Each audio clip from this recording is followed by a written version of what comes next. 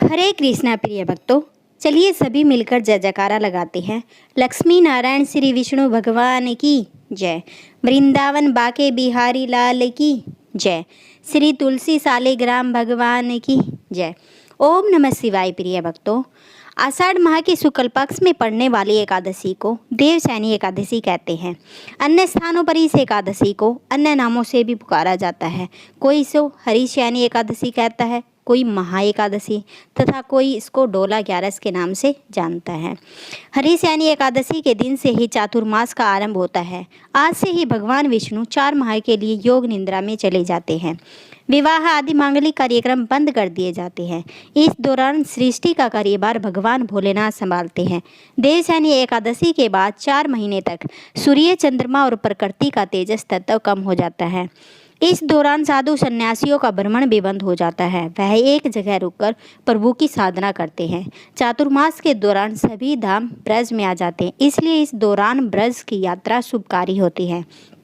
यहाँ तक कि इस देवशयनी एकादशी का व्रत देवता लोग भी करते हैं। इस दिन एकादशी का व्रत रखने, कथा को सुनने या पढ़ने से सभी प्रकार के पापों का नाश होता है। सारी परेशानियाँ समाप्त हो जाती हैं और मन के सभी बुरे विकार दूर हो जाते हैं और हमारा मन शांत और शुद्ध हो जाता है। दुर्घटनाओं के योग टल जाते हैं। देवशयनी एकादशी व्रत के प्रभाव से सभी प्रकार के सुख प्राप्त होते हैं और मृत्यु के बाद मोक्ष की प्राप्ति होती है। माता लक्ष्मी की विशेष कृपा होती है, परिवार में खुशहाली आ जाती है। तो आज मैं सुना रही हूँ देवशयनी एकादशी की पौराणिक बड़ी ही दुर्लभ व्रत कथा, जिसे आप सभी भक्तगण बड़ी श्रद्धा और प्रसन्नचित मन से पूरा सुनेंगे। विष्णु भगवान की जय जयकार करते हुए चलिए शुरू करते हैं आज की कथा। तो कथा शुरू करने से पहले आपसे विनती है कि कमेंट बॉक्स में जय श्री हरि लिखकर कथा का शुभारंभ करते हैं। तो आइए श्री सालिग्राम भगवान जी के चरणों का ध्यान करते हुए कथा का रसपान करते हैं।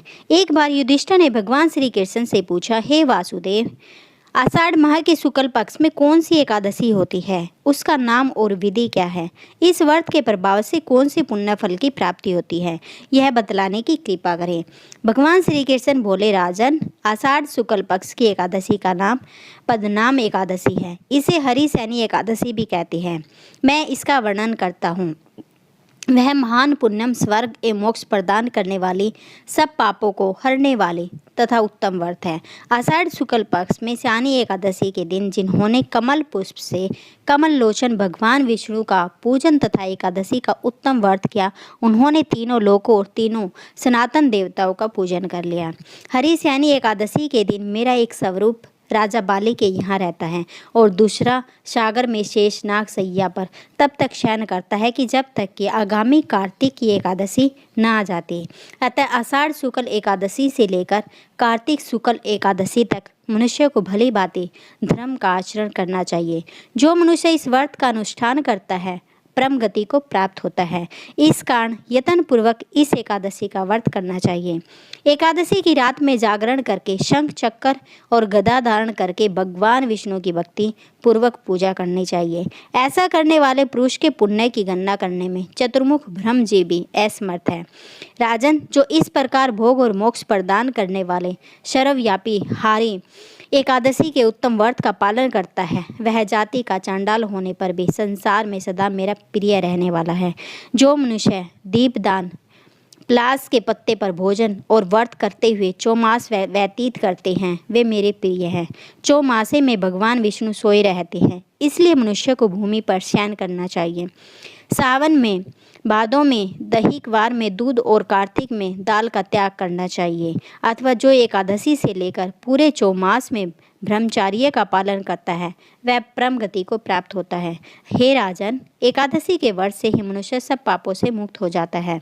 सदा इसका व्रत करना चाहिए, कभी भूलना नहीं चाहिए। हे कुंती पुत्र, एक समय नारद जी ने ब्रह्म जी से यही प्रश्न किया था जो आपने हमसे किया है। तब ब्रह्मा जी ने उत्तर दिया, हे नारद, अब मैं तुमसे इसकी पौराणिक कथा कहता हूँ, ध्यान पूर्वक सुनो। सतयुग में सूर्यवंश में मानदात नाम के एक चक्रवर्ती राजा राज्य करते थे। वे सत्यवादी और महाप्रतापी थे। वह अपनी प्रजा का पुत्रवधू राजा के राज में 3 वर्ष तक वर्षा न होने के कारण अकाल पड़ गया। प्रजा अन्न की कमी के कारण अत्यंत दुखी हो गई। एक दिन प्रजा राजा के पास आकर प्रार्थना करने लगी। प्रजा ने कहा, हे राजन, समस्त विश्व की सृष्टि का कारण वर्षा है और वर्षा के अभाव से राज्य में अकाल पड़ गया और अकाल से प्रजा मर रही है। इसलिए हे राजन, कोई ऐसा उपाय करिए जिससे प्रजा का कष्ट दूर हो। राजा कहने लगा, वर्षा न होने से आप लोग अत्यंत दुखी हो रहे हो, अतः मैं आप लोगों की कष्टों को दूर करने का प्रयास जरूर करूंगा। ऐसा कहकर राजा कुछ सेना लेकर वन की तरफ चले गए। वह अनेक ऋषियों के आश्रम में भ्रमण करते हुए अंत में ब्रह्म जी के पुत्र अंगिरा ऋषि के आश्रम में पहुँचे। वहाँ राजा ने घोड़े से उतरकर अंगिरा ऋषि को प्रणाम किया। मुनि ने राजा को आशीर्वाद दिया और कुशल क्षेम पूछकर उन्हें आश्रम में आने का कारण पूछा। राजा ने हाथ जोड़कर विधिवत भाव से कहा, हे भगवान, सब प्रकार से धर्म पालन करने पर भी मेरे राज्य में अकाल पड़ गया। इसमें प्रजा अत्यंत दुखी है। राजा के पापों के प्रभाव से ही प्रजा को कष्ट मिलता है। ऐसा शास्त्रों में लिखा है। जब मैं धर्मानुसार राज करता हूँ तो मेरे राज में अकाल क्यों? अतः मुझे इस अकाल का कारण बताइए, साथ ही प्रजा के कष्ट को दूर करने का भी उपाय बताइए। इतनी बात सुनकर ऋषि कहने लगे, हे राजन, यह सतयुग सब युगों में उत्तम है। इसमें धर्म के चारों चरण सम्मिलित हैं, अर्थात इस युग में धर्म का पूर्ण पालन होता है। सतयुग में केवल ब्राह्मणों को ही वेद पढ़ने और तप का अधिकार है। इस सतयुग में छोटा सा छोटा पाप करने से बहुत बड़ा दंड मिलता है। आपके राज में एक शूद्र तपस्या कर रहा है। इसी दोष के कारण आपके राज्य में वर्षा नहीं हो रही है। यदि आप प्रजा का भला चाहते हैं तो शूद्र का वध कर दो। इस पर राजा कहने लगे, महाराज, उस निपात तपस्या करने वाले शूद्र को किस तरह मार सकता हूँ? आप इस दोष से छुटकारा पाने का कोई और उपाय बताइए। इससे प्रसन्न होकर ऋषि कहने लगे, हे राजन, यदि तुम अन्य उपाय जानना चाहते हो तो सुनो। आषाढ़ माह के शुक्ल पक्ष के पदन नाम की देवशैनी का विधि पूर्वक व्रत करो और व्रत के प्रभाव से तुम्हारे राज्य में वर्षा होगी और प्रजा सुख पाएगी, क्योंकि इस एकादशी का व्रत सब सिद्धियों को देने वाला तथा समस्त उपद्रव को नष्ट करने वाला है। इस एकादशी का व्रत प्रजा सेवक तथा मंत्रियों सहित मुनि के ऐसे वचन को सुनकर राजा अपने नगर को वापस आए और उसने विधि पूर्वक देवशैनी एकादशी का व्रत किया। उस व्रत के भाव से राज्य में वर्षा हुई और प्रजा को सुख पहुंचा। अतः इस माह की एकादशी का व्रत मनुष्य को करना चाहिए। यह व्रत इस लोक में भोग और परलोक में मुक्ति देने वाला है। इसकी कथा को पढ़ने और सुनने से मनुष्य के सभी पाप नष्ट हो जाते हैं। अतः इस दिन भगवान विष्णु के देह से प्रकट हुई एकादशी माता का पूजन करके उनकी कथा को सुनने का भी विधान है। तो प्रिय भक्तगणों, इस एकादशी व्रत को पूर्ण करने हेतु अब आइए सभी मनोकामनाओं को पूर्ण करने वाली एकादशी माता की व्रत कथा का श्रवण करते हैं। इससे सुनने से ही व्रत कथा पूर्ण मानी जाती है। एक बार एक बूढ़ी माँ ने एकादशी का व्रत रखा। बड़ा ही भाव भक्ति से पूजा अर्चना की। उन्होंने वृद्धावस्था में क्या बाधा थी, वह तो अपने पुत्र पुत्रों की सुख सुविधा के लिए व्रत किया करती थी। वे दिन भर तो जरा कठोर मन करके अपनी प्यास को रोके रही और दिन में ब्राह्मणों को मिट्टी के पात्र में भरकर पानी और ऋतु फल दान दिए। दोनों भर भर के चीनी और दही वितरण किया। उन्हें गर्मी के कारण बहुत बेचैनी हो रही थी। इस कारण से बहुत देर तक पानी में पड़ी रही, मुँह धोती रही। तब कहीं थोड़ा बहुत धैर्य बंध पाया। धूप तो तेज पड़ ही रही थी, इस कारण बार बार मुँह सूख रहा था।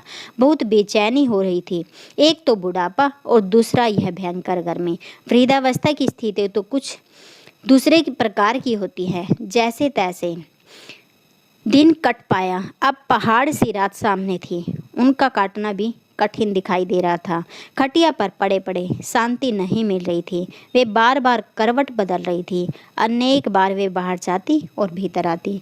उनके अंदर शांति नहीं थी।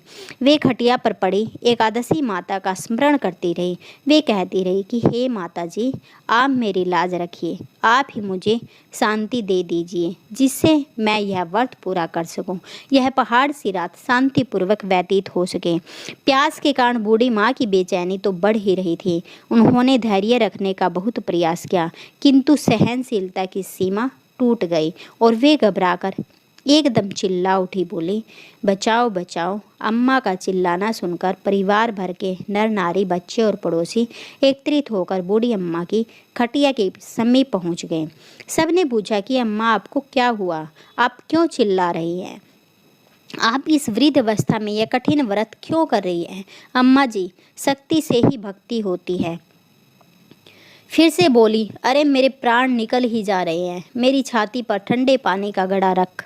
अब नातियों ने दादी की छाती पर ठंडे पानी का पात्र रख दिया। तब उन्होंने कहीं थोड़ा बहुत आराम मिला। थोड़ी देर के लिए उन्होंने अपनी आंखें बंद कर लीं। अब एकादशी माता ने सोचा कि यह बूढ़ी अम्मा तो बहुत कठोर है, क्यों न इसकी परीक्षा ली जाए। वे आधी रात को मुर्गा बनकर टर्राने लगी। मुर्गे की आवाज़ सुनकर दादी जल्दी से उठी और बाहर जाकर आसमान की ओर देखा। किंतु आसमान में कहीं उन्होंने प्राचीन कालीन तारा नजर नहीं आया। सोचने लगी कि यह मुर्गा क्यों और कैसे बोल गया। उन्हें प्यास तो लग ही रही थी, थोड़ा बहुत उनका मन भी विचलित हो गया था। अंत में उन्होंने दृढ़ निश्चय कर लिया कि मैं अब व्रत को पूर्ण करके ही छोड़ूंगी, चाहे भले ही मेरे प्राण क्यों न निकल जाए। यह सोचकर फिर वे खटिया पर शिथिल होकर लेट गई। थोड़ी देर में एकादशी माता ने उन्हें फिर से परीक्षा लेनी चाहिए। एक छोटी सी बालिका एक गिलास में शरबत लेकर उनके सिरहाने आकर खड़ी हो गई। जोर से बोली, दादी जी, सवेरा हो गया, आप हाथ मुंह धोकर शरबत पी लीजिए। पहले तो शरबत का गिलास देकर उनका मन मचल उठा, किंतु अचानक व्रत का स्मरण हो आया। उन्होंने सोचा कि मैं किसी भी प्रकार से अभी शरबत नहीं पी सकती, और वे शांतिपूर्वक अपनी खटिया पर लेटी रहीं। फिर थोड़ी ही देर में उन्हें ऐसा लगा जैसे कि उन्हें पानी के कुएं में पलट दिया हो। वे बड़ी देर तक हाथ पैर चलाती रही, किंतु उन्होंने अपने मुंह में एक बूंद भी पानी जाने नहीं दिया। वे दृढ़तापूर्वक अपना व्रत का पालन करती रहीं। थोड़ी देर में ना जाने कहाँ से सामने आग जलने लगी, जिससे भारी गर्मी बढ़ने लगी। प्यास के कारण प्राण निकलने लगे, किंतु बूढ़ी अम्मा का कुछ भी नहीं बिगाड़ पाए। वे जहाँ की तहाँ मुस्कुराती हुई बैठी रही। थोड़ी ही देर में बाहर प्रकाश दिखाई देने लगा। ऐसा लगा जैसे सवेरा हो गया हो। बूढ़ी अम्मा ने जब बाहर निकल कर देखा तो समझ गई कि अभी सवेरा होने में 3-4 घंटे की देरी है। यह जानकर वो शांतिपूर्वक इधर उधर घूमने लगे। फिर एकादशी माता यह बात अच्छी तरह से समझ गई कि यह बूढ़ी अम्मा किसी भी प्रकार से अपने व्रत से नहीं टल सकती। वे उनके सत्य व्रत को अच्छी तरह से समझ गई। अब सवेरा होते ही बूढ़ी माता ने स्नान किया, भगवान का पूजा पाठ किया, एकादशी की कथा सुनी, ब्राह्मणों को दक्षिणा देकर भोजन कराया। तब कहीं उन्होंने व्रत का पारण करके जल ग्रहण किया। कन्याओं को भोजन कराने के बाद अम्मा ने स्वयं भोजन किया। उस श्रेष्ठ व्रत के प्रभाव से बूढ़ी अम्मा की आयु में वृद्धि हो गई। उनका घर परिवार हरा भरा हो गया। अब उनको कोई अभाव ना रहा। इस तरह से सुख साधनों से संपन्न हो गई। नाती नातिन से उनका घर भर गया। वे उसी दिन से 12 महीने की एकादशी का व्रत करने लगी। एकादशी माता के व्रत के प्रताप से इस संसार में हर प्रकार के सुख भोग कर अंत में वे बैकुंठ धाम को चले गए। जैसे एकादशी माता ने बूढ़ी माता और उनके परिवार को हरा भरा किया, ऐसे ही एकादशी माता हम सभी के मनोकामनाओं को पूर्ण करे। बोलिए श्री लक्ष्मी नारायण भगवान की जय। दोस्तों, श्री हरि का नाम लेकर वीडियो को एक लाइक ज़रूर करें और कमेंट बॉक्स में जय श्री हरि जरूर लिखें। भगवान विष्णु भगवान का आशीर्वाद आप पर बना रहे और आपकी सभी मनोकामनाएं पूरी हों। धन्यवाद दोस्तों।